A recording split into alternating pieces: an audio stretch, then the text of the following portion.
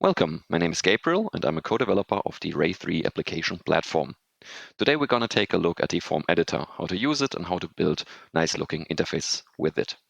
This video isn't scripted, so we're just going to jump right in, click around and see how everything works. So I've got a REI3 installation prepared here with a single large application installed so that we have something to build on. So let's just jump right into the builder and open the application. If you haven't worked with the builder before, you should look at the builder introduction video first. For everybody caught up, we go right into the forms. Here we can see that this application already has a number of forms available, but we are going to start with a new one. Creating a new form, you first have to decide on a name. This name is only for internal reference, so it is not shown to users. You should maybe describe what it does or what you're going to use it for. For this example, I'll just call it my form. Now that we've created it, it appears in this list and we can open it directly. This is the form editor. On the very top, you'll see the form title. This is what is actually being shown to the user when they work with your application. So in this input field up here, we can choose a form title and we can also translate it in every language that our application is available in. With more than one language, we can pick one switch between languages on the left side here. Just to demonstrate.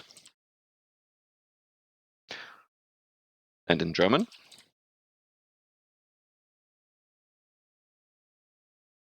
Short hint, you can always switch between languages with the key combination Control plus Q whenever you are in a input field that has a language component, as you can see here. To actually add stuff to your form, you have a selection of fields on the right side that you can drag and drop to the left onto your form body. These fields are based on what the form has access to. So these 7 fields that you can see right here are just the standards, the defaults that are always available. But if you actually want to work with data, you have to first select a relation to work with. So this application, of course, has a couple of relations already ready to go. Depending on your application, these will look different. So in this case, we can work with organization relations because this is our current application. So in this example, we're going to work with contacts. As soon as we have added a relation, we now have a lot more fields to work with. These are the input fields that are based on the attributes that are available on contact. So each contact has a name, like a forename, surname, middle names, has contact details, and so on. I'll explain in detail later how layouting works, but for now I'll just demonstrate how to work with data. So I'll start a very simple layout, add a couple of fields, like so. Email, maybe a couple of phone numbers, and a note field, why not? And now we open our form and we can see we already have a working form. And if we choose, we can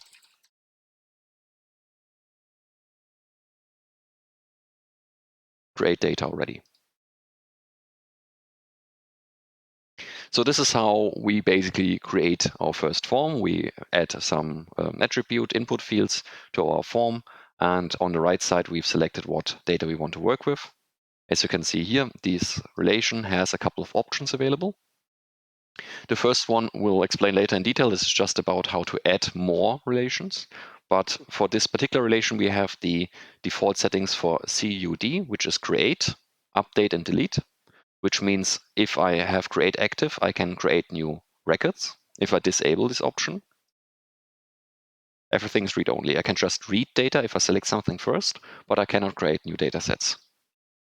Same with update. If I toggle update, I can now create because it's enabled, but I cannot change. So if I create a new data set, something like this, and I now save, now I can't make any changes. And the last option is the delete option. So if I create something or update something, that's fine, but I cannot delete the data. Works the same way.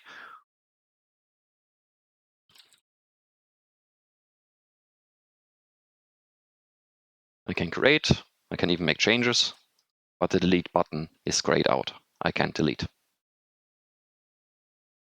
So these are the relation settings. If I want to work with multiple relations at the same time, I can add a second relation which needs to be connected to the first one. So contact is up here, and contact has a relationship with department because a contact can be assigned to a company or an organization via its department. We can look at the job title, the contact's position inside a company, and so on and so forth. It all depends on the relationships that you've built. In this example, we can select the contact department. And now that we've selected a second relation, now we have more input fields down here. So we could, if we choose, add the department name.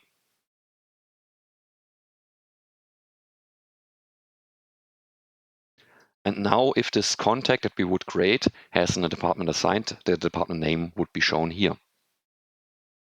If we want to work with multiple relationships at the same time, we can also enable create and update permissions for this relation. And now we could, in theory, create another contact and a new department at the same time. So this is how you would work with input fields. So let's take a look at layouting. Layouts in REI3 are created via the so-called Flexbox standard. This is a technology from web development. Everybody who knows Flexbox will feel right at home. For those who don't, we just start at the very beginning. So first we'll clean up our form so that we can actually start from scratch. The most important element that we use for layouting is called the container field. The container field is a default field which is always available on any form. You can add as many container fields as you like. Just to demonstrate, we'll just drag and drop one of these fields to the form. And now we have a big empty space here. This is the content of the container. So basically, we can add other fields inside of it. So to demonstrate, we'll just add a couple of input fields. And as you can see, these fields will also size up. They will take up the entire space that the container will offer. Another thing to note is that these fields are now aligned top to bottom. That means vertical alignment. We can switch this with this icon, with this button up here, to a horizontal alignment, so from left to right. When we take a look at the form now, we see those fields are actually way too large. These are fields that are designed for single line input, so they don't look very nice if we just size them up. So the setting that we want to take a look at for this particular case is called the grow factor. We can go into the field settings with this icon up here. And now the container field is set to grow, which means that it will take more space than it actually needs. So right now the grow factor is activated. We'll disable it. Going back into the form, now we'll see, okay, those fields are actually the size that they should be. That's nice, but those fields are still very, very wide. So I don't need a 200 character email address. So this field is actually way too big for what I want to put into it. To rectify this, we'll use more containers. We can add containers just like input fields as children to our main container up here. As you can see here, I can do drag and drop if I want, but with these small fields, it's very hard to hit them sometimes. So instead of drag and drop, you can use this arrow symbol here to just add fields directly by clicking on them. That's very nice. And as you can see, these container fields here take up the same space as the input fields because the parent element up here doesn't care if these are container fields or input fields. But what we can do now is we can decide that these container fields should have a fixed size of 300 pixels. And if we move our input fields into those containers,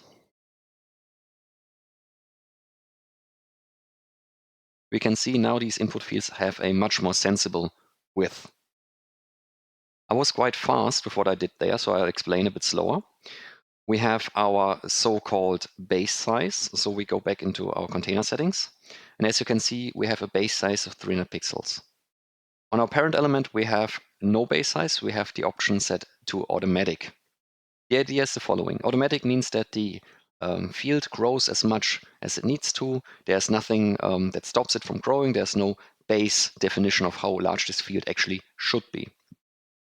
If we want to actually say how large a field should be, we could click on this automatic caption, and now it switches to a pixel input. And this pixel input we can just add with our keyboard if we want. Or we can use these buttons to increase or decrease the size, like so. I've used the shortcut up here. As you can see here, these are shortcuts. I can click on here and you'll see on the right side the same settings are being changed. This is just that these These options here are so often used that we added shortcuts to make it a bit faster. So here we have our main container, our parent, and our column containers down here have a size of 300 pixels each. So if I want to say that some columns should be larger than others, I can increase the size.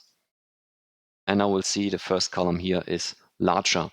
And the content of the column, in this case, the forename field, will take up all the space that is available. To demonstrate how that looks in practice, we'll just add a couple more fields. So like the phone number or like mobile number, doesn't really matter. Just add a couple of fields. And because you can add multiple fields to a container, we don't have to size each and every field. We can just size the parent container and its content will grow and shrink accordingly. So as you can see here, first column, second column, third column. The thing with the sizing is that you don't always have the same space available. When you have a large computer, like an HD screen, 24-inch or something, then you have lots of space. But if you switch to an iPad or a mobile phone even, then the space will become a luxury. So what you can do then is you can decide if those containers should actually grow or shrink. So the base size is nice. This just says that, well, this field should have 300 pixels if possible. But then we also have the grow and the shrink option. The grow option means that this field with 300 pixels might grow. So if there's more space available than 300 pixels, it will grow. And down here we have the grow to % limit, which means that it might grow, but it can only grow to 150% of its initial base size. So in this case, it might go to up to 450 pixels. If you want this field to grow even larger, we can increase this number to like 200%. And now this field can grow to 600 pixels. Or 300%, and now it can grow to 900 pixel. So this is the growth factor. The reason why this is a number and not a true false is that the growth factor can be relative. If we have multiple fields, in this case multiple columns, multiple containers in the same parent element, they can fight over space. So if we have multiple columns here, I'll just increase their size. And now we'll see the space is actually not sufficient. These should have 600 pixels each, but the space is not enough for 600 pixels. So they can grow as much as they can, but at some point are just gonna take up space from other fields around them. In order to decide which of those should grow more or faster, we can increase the grow factor. Now the grow factor is 4. This means it gets relatively more space than the field with a grow factor of 1. It's the same option on the right side. It's just a shortcut that I've used here. So I can change the grow factor here as well. As you can see, now the very leftmost container takes up more space than the container in the middle. If we change the grow factor to in the second container here, in the middle container, it takes this space back. So this grow factor basically is just a priority, if you will. Which container should get more? Similar to this, we have the shrink factor. When you have absolutely no space available and you need your fields to be displayed, you can also say that they should be able to shrink. This is disabled by default, but we can enable it by setting the shrink factor to at least 1. And this means that the field might get smaller than its initial base size. So 600 pixel is the base size, and if the space is not sufficient anymore, it might shrink. To demonstrate, we have 600 pixels and 600 pixels here.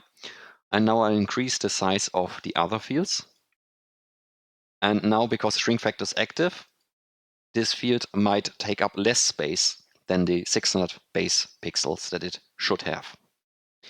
If we disable the shrink factor and we don't have enough space available, we can't actually shrink anymore.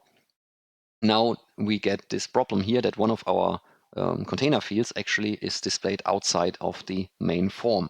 This is actually quite ugly. Now this field is actually not shown anymore, and on the real form you wouldn't see it either.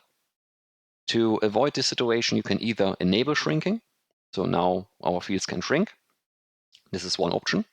You can size your fields so that they are always possible to be displayed, but this is very, very difficult because you have very different screen sizes, and if you want to work on mobile, well, you can't barely have any columns because mobile screens are so very small.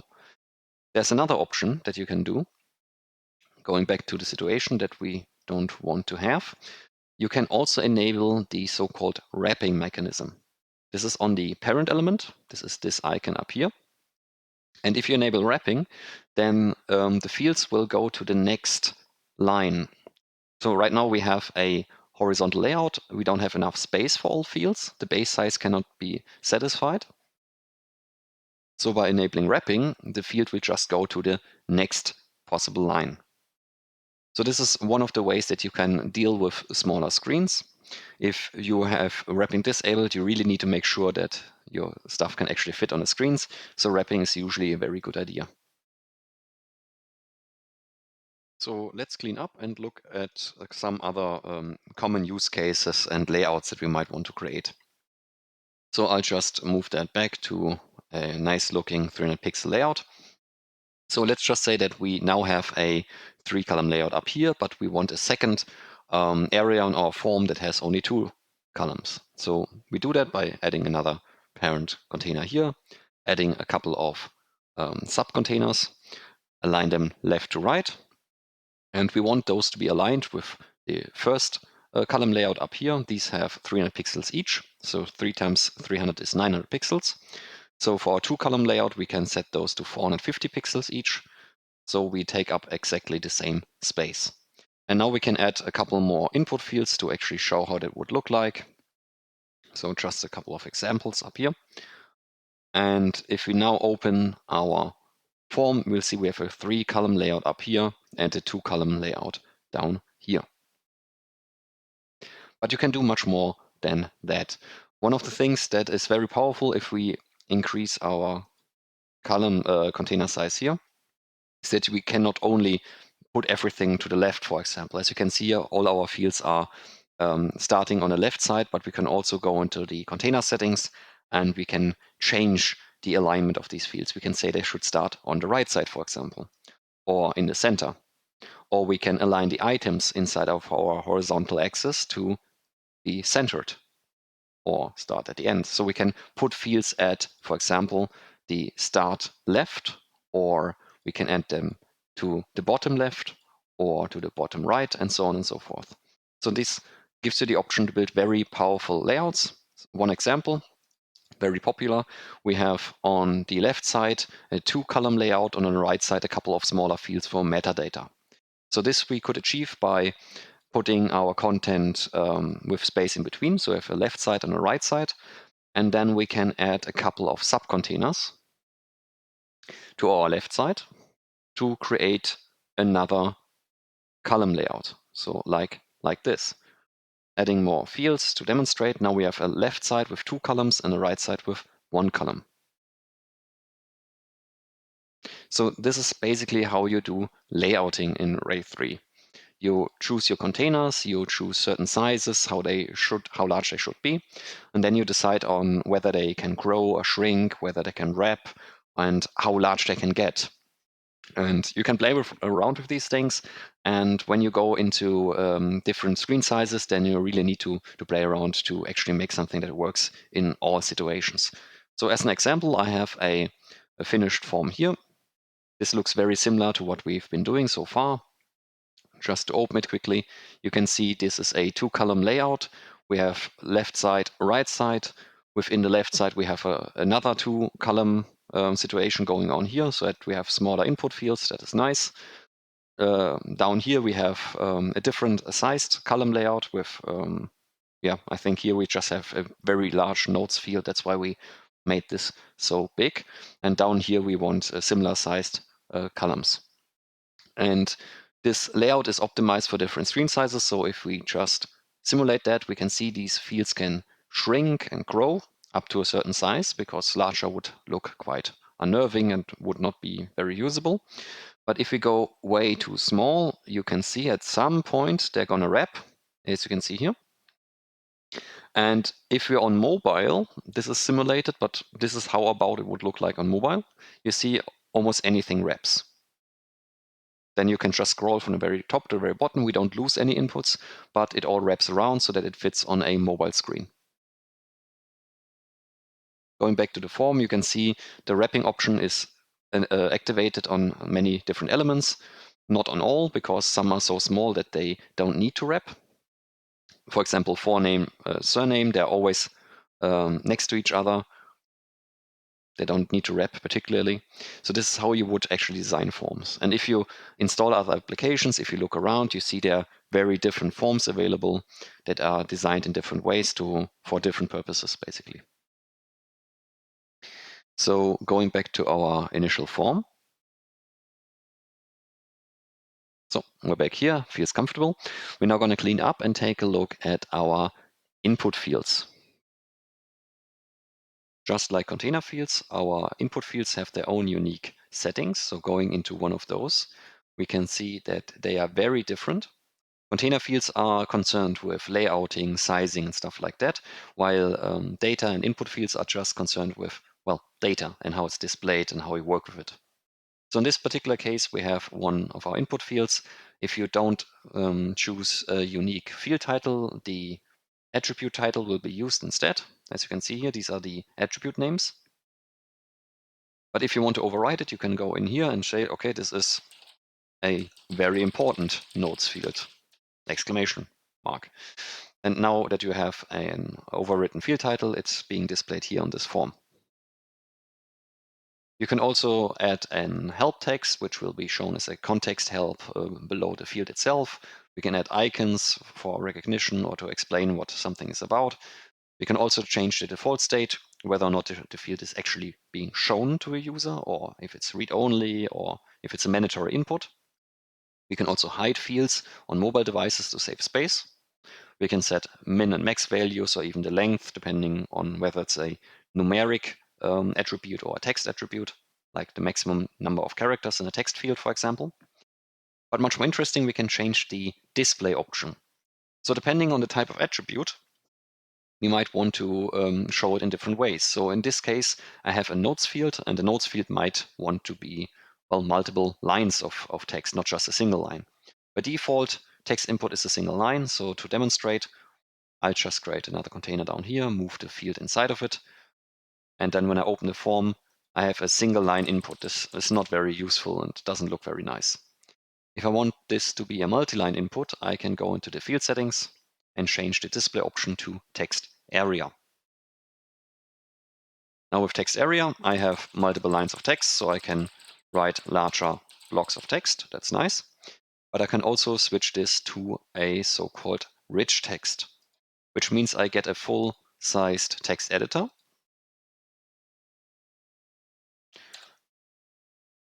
And then I can do stuff that you could do with a regular text editor, add links, add pictures, and stuff like that.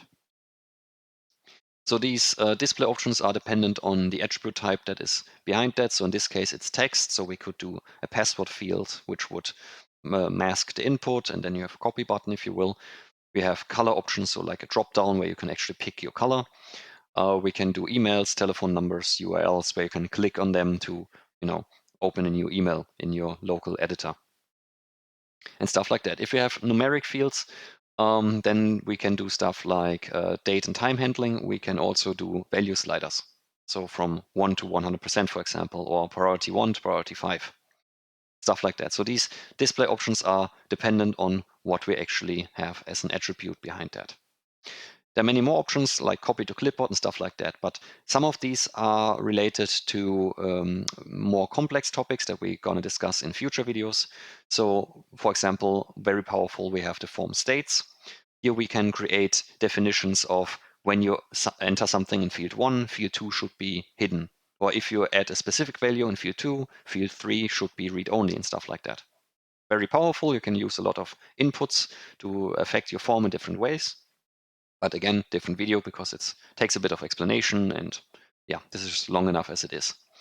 You can also execute logic, which is just function code. So basically prepared statements so that when you click on a button, something particular happens. So if you save your record, you open another form entirely.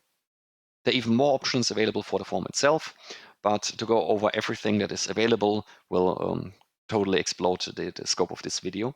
But what you can always do, and what I sometimes do myself, is you can go into the documentation. It's always included in REI, and jump into the chapter for forms in this case. And here you have every single option explained. So you can look at, okay, what does this option do? Or what options do I have depending on what kind of field I have? How do I build layouts? All explained in detail, sometimes with screenshots, quite nice. We even have a full list of all the possible field settings and all the possible display options and how they work. So very useful if you get stuck and if you have a particular question. So this is it for this video. If you want to continue learning, you might watch videos about how relationships are being created, how to work with lists, or even form states. Thank you for your attention and have a good day.